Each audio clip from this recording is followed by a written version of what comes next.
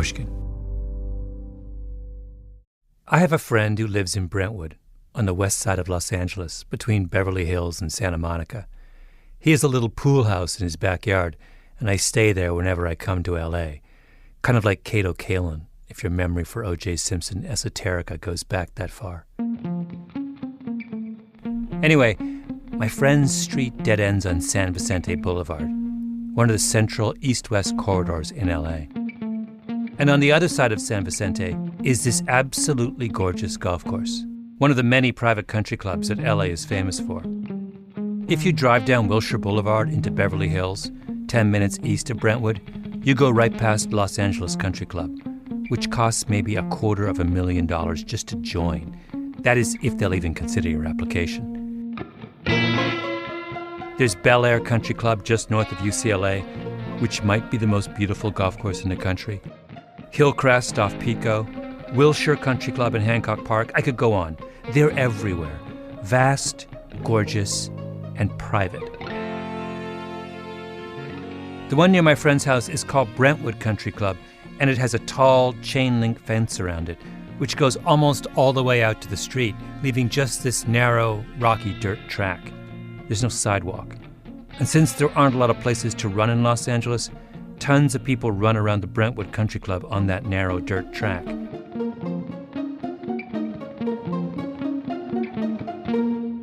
And there's one thing that always bothers me every time I run that route.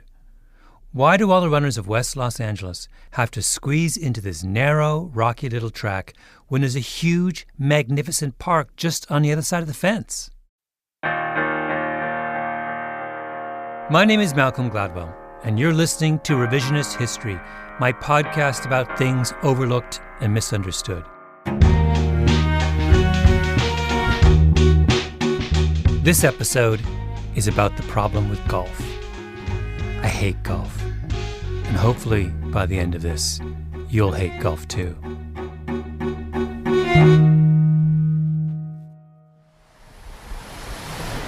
I'm standing here with Di Zock, who is a very successful landscape architect, Santa Monica. And we're on the corner of San Vicente and Burlingame, and we're looking into the Brentwood Country Club. And the first thing I see is barbed wire. Looks like a couple of layers of barbed wire. This looks like the Berlin Wall. I don't think they want us to get in there. What are we seeing? We're seeing, let's move a little closer here. What's that stand of trees? Do you know what those are? That looks like silk oaks in the foreground, and then I see a Cedrus deodora, quite lovely. Lots of larger trees, which are unusual in Los Angeles because there's so little open space. Yeah. There's some Pinus canariensis, looks like a redwood in there. I don't think Di Zock has ever played a round of golf in her life. That's exactly why I wanted her opinion. I wanted someone objective to tell me what it would take to turn this place into a park. Well, first of all, I would get rid of the 2 layers of barbed wire.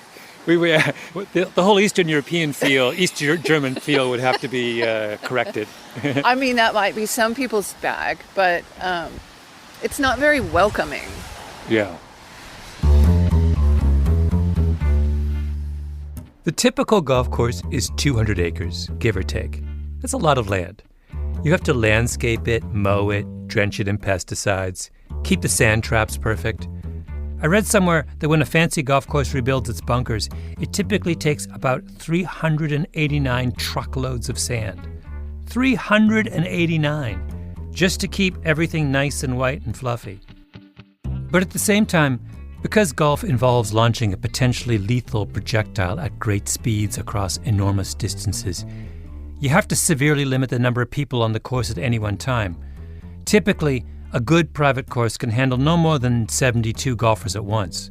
So that's one golfer per 120,833 square feet. Can you imagine if basketball had the same population density as golf? I did the math. If basketball was played according to the geographical requirements of golf, a basketball court would be 30 acres. Picture that. They'd have to play on motorcycles. Okay, another fact about golf. Rich people really, really like it. They're obsessed with it. in a way that there just isn't any parallel for ordinary people. Because serious golfers are super anal about their scores, we can actually quantify their obsession. In order to calculate their handicap, basically how well they're playing relative to other people at the country club, they all post their results on a database maintained by the United States Golf Association. So we have a record, and it's a goldmine. To be able to calculate your handicap and track it through time, you will log into the system either at your course or on your home computer. I'm talking to an economist at Miami University named Lee Biggerstaff. He's interested in the habits of top corporate executives.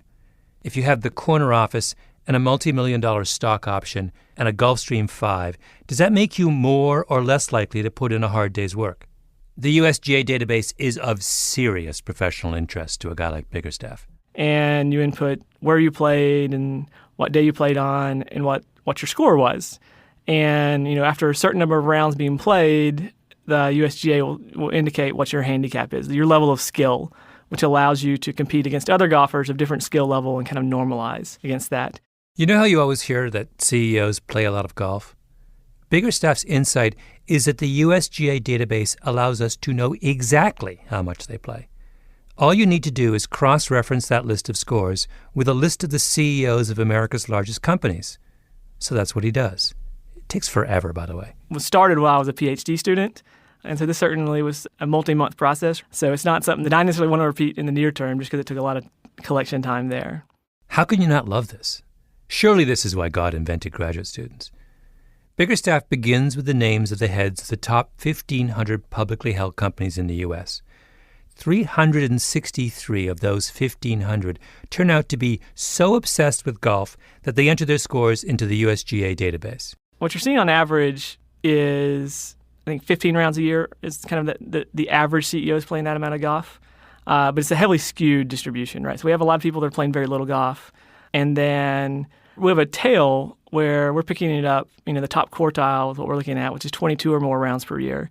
And if you go to the top 10% of Biggerstaff's sample, the CEOs are playing around at least 37 times a year. A round of golf is a good 4.5 hours. So if you play 37 times a year, that's more than 160 hours on the course, the equivalent of 5.5 weeks of work. And by the way, these are understatements. They don't include the time spent driving to the course, warming up, getting changed, having a drink. Doesn't include the hours spent practicing shots on the putting green or the driving range, or all the rounds you play that you don't enter into the database, like if you're only playing 9 holes or playing a fun round. So the real time is probably way higher. Biggerstaff then goes on to show that the more golf a CEO plays, the worse his firm does, and also that the more golf a CEO plays, the more likely he is to be fired. In other words, this isn't a harmless habit. It's a dangerous habit. Remember the Wall Street investment bank Bear Stearns? They went bankrupt during the mortgage crisis. In July of 2007, right when the crisis was beginning, the CEO of Bear Stearns would often helicopter out from Wall Street on Friday afternoons to his exclusive course in New Jersey to get a round in before sunset. Even when his company was collapsing, he couldn't stop playing golf. Out of President Donald Trump's first 4 months in office, he visited his own golf courses 25 times. 1 week he played 3 times. You would think he would be at the office learning how to be president, reading intelligence briefings, draining the swamp. No, he's golfing. It's an addiction, right? Because the definition of an addiction is a self-destructive habit. Just think if I said to you that an important employee of a major organization made lifestyle choices that caused him to miss enormous amounts of work, harm his performance, and put his own career in jeopardy. You would say, whoa, check that guy into rehab. That's golf. Crack cocaine for rich white guys. The highest in the sample was 146 or 148 rounds recorded in a single year, which, at that point, that's a tremendous amount of time spent on the golf course. You thought I was engaging in hyperbole, didn't you? That I was using the word addiction metaphorically. 148 rounds a year is a round of golf every 3 days. And that would be if it was kind of uniformly distributed across the year. Golf certainly has a season where it's a little bit more intense in terms of the summer versus the winter. You can't tell me what company it is? I want to know what company it is. Yeah, we're just with this data, given it's somewhat sensitive, we're unwilling to name out CEOs. I can't believe you won't tell me. I mean, here we have an activity that is incredibly expensive, that is organized in just about the most extravagant manner possible. And at the same time, this expensive habit is incredibly addictive, to the point that there's a chief executive out there of a major American corporation who plays an average of 148 rounds of golf a year, and is so completely unself-conscious about that fact that he posts all 148 rounds on a public database where it can be analyzed by graduate students. So what happens to rich white guys with a dangerous, costly obsession? Do they burn through their life savings paying for their addiction like ordinary addicts do? Please, give them a little more respect. By the way, this is my 15th year in television. Imagine that, 15 years of me. It's the longest stomach test in the history of show business. You could argue, I would say, in the 40s and 50s, there was no one who was more widely popular in America than Bob Hope.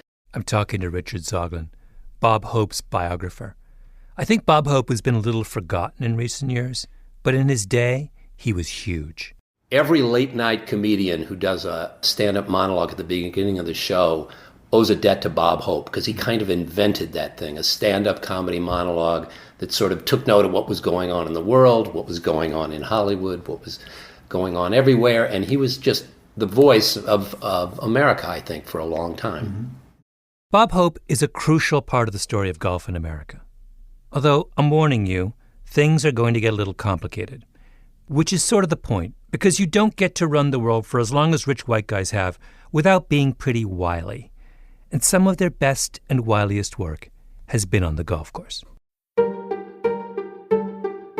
So there's a principle in property tax law called highest and best use, which is that one of the ways you figure out how much to tax a piece of property is to estimate what its best use might be.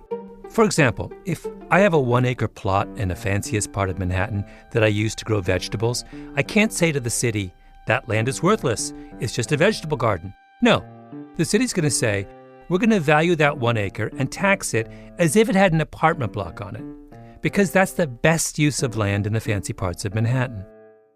Now, if you've got a vast golf course in the middle of Beverly Hills or Brentwood, highest and best use makes you really nervous, because plainly, the highest and best use of land in the middle of one of the most expensive and densely populated cities in the world is not a private golf course. So years ago, in 1960, California's country clubs realized they have to act, or they're going to get taxed into oblivion. They get together and they propose an amendment to the state constitution that permanently exempts them from the highest and best use standard. They want their vegetable garden to be taxed as a vegetable garden. If you think about it, this is seriously audacious. Private golf courses are these massive, opulent, gated playgrounds, and membership is often restricted. In Los Angeles in 1960, a lot of these clubs didn't let in Jews. They certainly didn't let in black people, except to work in the kitchen. Yet they wanted a constitutional exemption to ordinary property taxes, like they were some kind of public amenity. How can they argue this? They don't. Not really. They just bring in Bob Hope, who in addition to being the most popular entertainer in America, is also an obsessive golfer. Obsessive. I might as well level with you. I spent so much time in sand traps, they sent me citizenship papers from Saudi Arabia. Oh, see here. Listen, I'd love to hear the whole thrilling story. Bob Hope once wrote an entire book just devoted to his golf game called Confessions of a Hooker, in which he estimates that he had played on 2,000 different golf courses over the course of his life. He belonged to the Lakeside Country Club in L.A., near where he lived, Toluca Lake. Which is one of the prestigious, yes, prestigious to this day, isn't it? I think so, yeah. The genius of picking Bob Hope as the face of California's country clubs is that his whole persona, his whole act, was about being everyman. He's self-deprecating. Half his jokes are about how he's not part of the in-group, even though, of course, there's no one more in than Bob Hope. Isn't this wonderful, though, being here in California? I just love it. Look at that sky. It's the only place in the world where you can get 4 seasons in one day. I want to tell you that. This is divine. We better hurry. It'll be snowing before the 3rd hole, you know. Let's move on, old boy. So how did the Bob Hope for Golf campaign do in 1960? It wins. The proposition passes and is added to Article 13 of the California Constitution, where it remains to this day. In order to win a set of privileges for the very wealthy, in other words, California's country clubs turn to a man who symbolizes the common man. I mean, when does it ever happen that a TV celebrity wins a sweetheart deal for his rich golf buddies by posing as a friend of the common man? If you get my drift.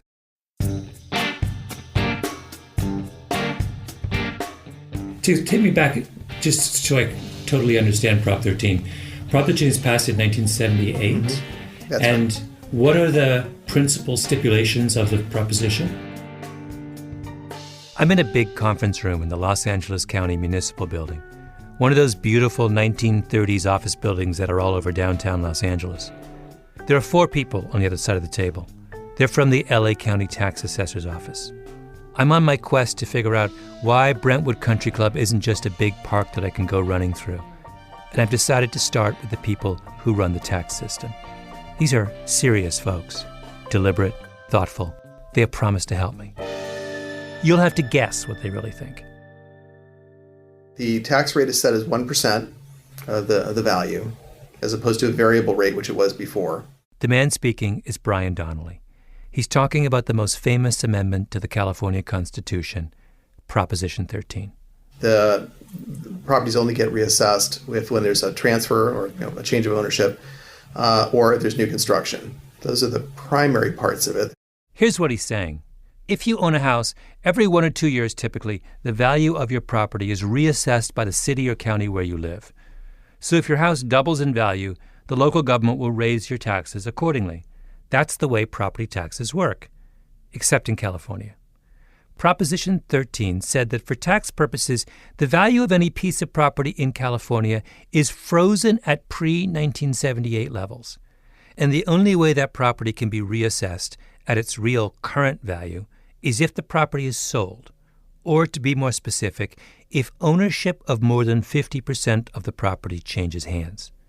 In other words, California has 2 kinds of taxpayers: the post-1978 people who pay normal property taxes, and the people lucky and old enough to be living in the same house they owned in 1978 who pay a tiny fraction of their fair share. I've got family members who've owned their house since 1969, and they're paying, I think their taxable value is about $90,000 or something like that. The houses in that neighborhood sell for $600,000.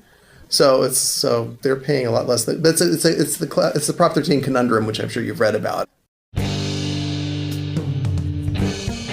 Please understand, this system is insane. Totally crazy. I mean, just think of all the reasons why someone might deserve a big tax break. I mean, they're sick, they're poor, they have tons of young kids, they've made a big investment in their business. The state of California says no. We think the most deserving group are people whose property hasn't changed hands in 40 years. Okay, now imagine that you're a private golf club. You did that spectacular bit of jujitsu with Bob Hope in 1960, which means that you don't pay real property taxes. Gift from God number 1. Then comes Proposition 13, and you get a second gift from God. Because Proposition 13 says that those already artificially low property taxes are now frozen forever at 1978 levels, so long as your country club does not change hands. And that last part is crucial, because if you have a change in ownership, then you have to pay real property tax like every other long-suffering California taxpayer who hasn't been in one place since 1978. So the country clubs of Los Angeles all hang by a thread. They continue to exist only so long as the tax system perceives that they have not changed hands. And for years, everyone assumes they haven't changed hands. I mean, Brentwood, LA Country Club, Wilshire, all the major golf clubs were all founded before 1978.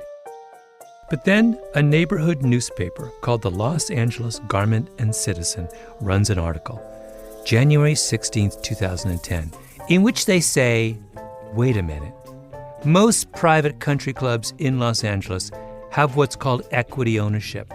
They're owned by their members. When you're admitted, you get a share. When you die or quit, someone else takes your share. So over time, if enough members die or quit, isn't that a change in ownership? That question was put to Rick Auerbach, who was then the head of tax assessment for LA County. I think the quote was kind of funny from him. He said something about, let's see, on most issues we have heard at least the question asked before. He said he'd worked in the office 39 years, but this was a new one. So. Auerbach refers the question to the city's lawyers. They put their best and brightest legal minds on it for 6 months. And on June 2nd, 2010, the county's tax court issues a solemn 4-page ruling. They conclude, no, country clubs haven't changed hands. If you're keeping track, that's the third straight-up gift from God that LA's private country clubs have gotten in the last 50 years. I was talking to someone who's a member of Bel Air Country Club, and I said, what percentage of the members of Bel Air today were members in 78? And he said, 10%. So why isn't that a change of ownership? Right. If I haven't had a chance to dig through this a whole lot since I got it out of the file the other day, but they kind of get into it. It's they're saying if there's no one event that is more than 50% of a transfer, then it's not. Each of those little individual slices are not a change of ownership on their own. Did you find that argument plausible? Well, it's Prop 13. That's. We are implementers of the law. Oh, right. You don't have opinions. No. Well, I could swear, as I looked across the table at Donnelly and his cohorts, that they were twitching, like they desperately wanted to say something but had to bite their tongue. You know what it's like? That famous paradox, I forgot, with the ship? Where the question is, if you have a ship and you change, it's like some ancient Greek thing, and you change one board at a time, at the end of the day, is the ship different? Oh, yeah. That's what this is. The thing I can't remember is the ship of Theseus, the famous thought experiment described by the Greek philosopher Plutarch roughly 2,000 years ago. Plutarch says, imagine Theseus is sailing on a ship, and one by one he replaces every one of the original planks that make up that ship with a new plank, until every single piece of the ship is new. The question is, when Theseus reaches shore, is he sailing on the same ship as he was when he left, or a new ship? One view says it's a new ship. This is called the mereological theory of identity. The identity of something is the sum of its component parts. Change the parts, you change the thing. On the other side of the argument is something called spatio-temporal continuity theory, which says that an object can maintain its identity so long as the change is gradual and the form or shape of the object is preserved through the changes of its component materials. I think you can see where I'm going with this. The city's lawyers take the second view. So long as a country club replaces its rich white guys gradually, and so long as each new rich white guy preserves the form and shape of the rich white guy he is replacing, then the private golf clubs of today must have the same existential status as the private golf courses of 1978. Collections of rich white guys from the standpoint of the LA County property tax system possess spatio-temporal continuity. At this point, I realized I was in way over my head. Tax assessors were not going to be enough. I needed an actual philosopher. So I called Mark Cohen of the University of Washington to get to the bottom of the question of whether large groups of rich white people possess ontological permanence. Here's an argument that favors the spatio-temporal continuity theory, the idea that what makes the ship persist through time as one and the same is that it moves smoothly through space-time. One plank is removed and thrown overboard, and a replacement plank is installed, taken from the cargo the ship has on board. So when it arrives, it doesn't have a single part that is identical to any of the parts it started out with. And so there's no point at which you can say, aha, now we have a new ship, a numerically different ship. So that, if you have that sort of argument in mind, you think, okay, the spatio-temporal continuity criterion is the correct one. Forget about requiring that all the parts are the same. But Cohen is not finished. As a philosopher, his job is to consider all the scenarios raised by the ship of Theseus conundrum, like the museum counterexample. The museum example goes like this. Suppose the ship is in a museum of ancient ships, and a gang of crooks is trying to steal this ancient ship, and it realizes it can't just haul it out in one piece. They would easily be spotted. So they come up with a clever scheme. They sneak in every night and steal the ship one board at a time, one plank a day, so the museum doesn't realize what's going on. By the time they're finished, on day number N, they have all N parts of the ship removed. Now they reassemble them and put it on the black market. They're selling Theseus's ancient ship for a pretty price, and they've left a replica behind in the museum. I contend that in this case, when you describe it in this way, it seems as if Theseus's ship has been stolen piecemeal from the museum. Cohen's point is that there's no simple answer to the ship of Theseus problem. You can go around and around and around. That's why it's a puzzle. But do you see what the lawyers at the LA Board of Equalization did? They just waltzed into a philosophical conundrum that has bedeviled some of the best minds in the world for 2,000 years and declare victory and say, oh, it's definitely option one, spatio-temporal continuity. The problem as it stands is irresolvable, and you only come to a conclusion that makes any sense to you if you place it in a context in which there is something sort of extra metaphysical, something pragmatic that tilts you in one direction or the other. So what's the pragmatic extra metaphysical consideration here? It's that Los Angeles ranks near the bottom of all major metropolitan areas in the United States in terms of public parks. There's Griffith Park, off in the northeastern corner of the city, which only a fraction of the city can even get to. And then there's basically nothing, except these massive golf courses, which are both closed to the general public and subsidized by the general public. Do you want to know the size of that subsidy? I asked around. A guy I know knows a guy who's a member of the LA Country Club. That guy's back-of-the-envelope calculation was that the club's land was worth about $6 billion. But that was a couple years ago. Then I heard from another guy who said that they now think it's worth $9 billion. $9 billion! Under normal circumstances, the property taxes on that much land would come to about $90 million a year. Do you know what LA Country Club actually paid after you add up the Bob Hope exemption and the spatio-temporal continuity ruling? $200,000, give or take. All right, let's do the math together. They should be paying $90 million. In fact, they're only paying $200,000 in property taxes. $90 million minus $200,000 is $89,800,000. That's how much the taxpayers of Los Angeles subsidize one of the swankiest country clubs in the world every year. Well, now I want to bring up something else that comes to mind here, which is that the spatial temporal argument taken out of philosophical context strikes me as can sometimes be really troubling.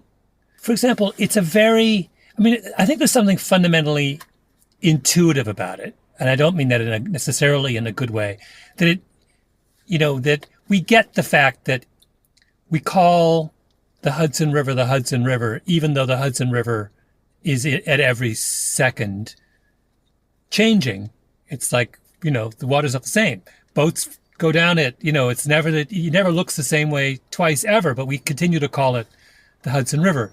But it strikes me that in a political context, this kind of thinking can be used to perpetuate inequality and injustice.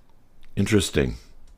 For example, what is an aristocracy but a political formulation of the spatial temporal continuity principle, right? It is something like that. And it's troubling in precisely that way, because they're saying circumstances can change and the holders of the privilege can change. The father can die and the son can inherit the peerage, but the peerage remains intact.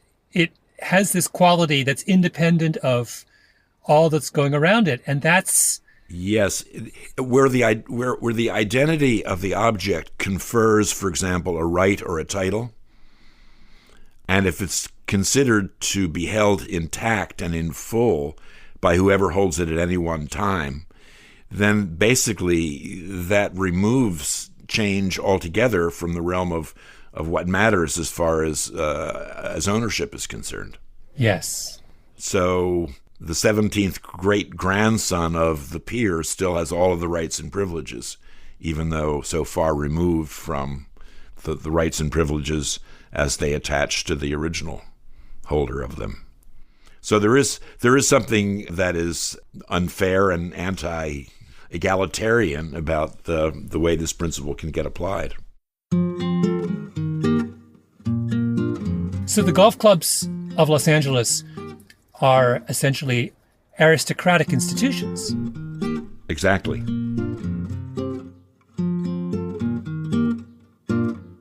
I think someone needs to tell Brentwood and LA Country Club and all the others that if they want to hold spatio-temporal continuity privileges, they have to give something back. Take down your barbed wire.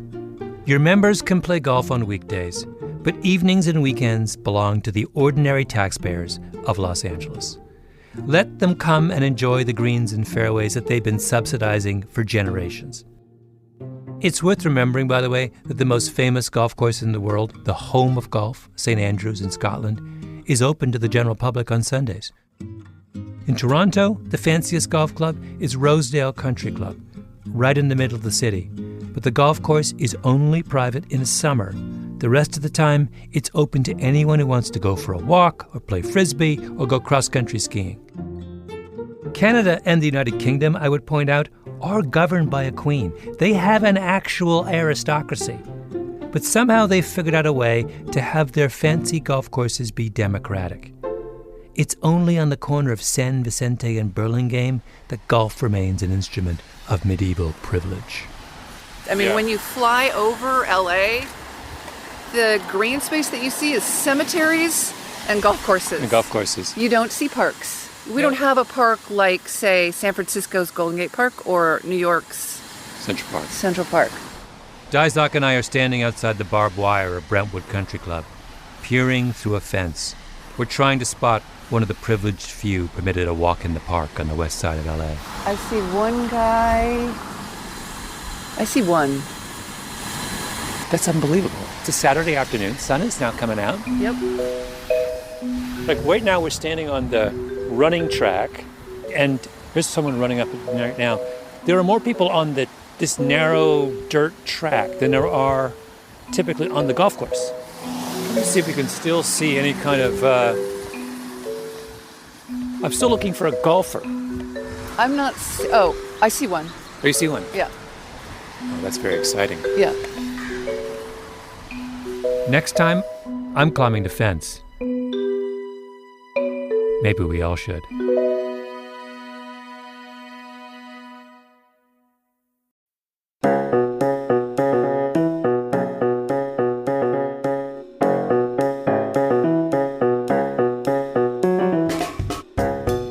Revisionist History is produced by Mia Lobel and Jacob Smith with Camille Baptista, Stephanie Daniel, and Xiomara Martinez-White.